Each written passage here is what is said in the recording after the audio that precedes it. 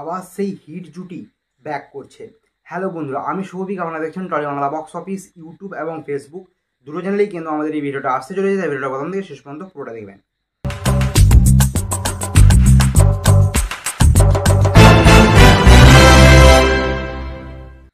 এবার আসি আজকের টপিকে। সুপারস্টার জিৎ 2025 সালে কী সিনেমা আনবেন সেটা নিয়ে কিন্তু বেশ চর্চা রয়েছে। কারণ সুপারস্টার জিৎ আগামী অর্থাৎ ফিউচারে কি প্ল্যান করছেন বা কী সিনেমা তার আসছে সেটা কিন্তু তিনি সচরাচর আগের থেকে জানান না।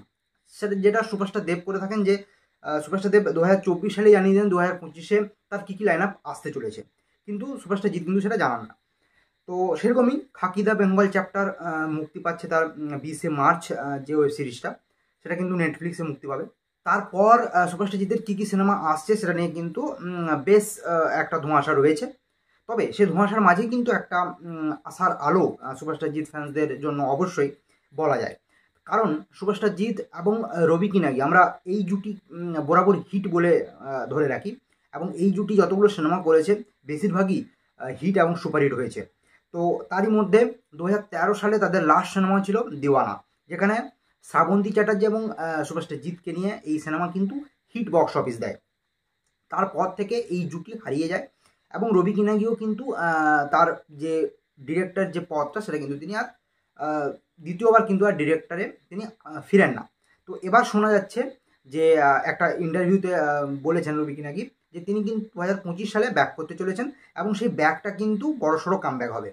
এবং তিনি যেহেতু ডিরেক্টর পদে আসছেন, তাই জন্য কিন্তু তিনি সুপারস্টার জিতের সাথে একটা কোলাবোরেশন করবেন, অর্থাৎ সুপারস্টার জিতের প্রোডাকশন হাউসের সাথেই কোলাবোরেশন করবেন, এবং সেটা কিন্তু বিগ আকারে একটা বিগ বাজেটের সিনেমা হতে চলেছে, যেটা কিন্তু পুরোপুরি মশালা কমার্শিয়াল ফিল্ম হবে।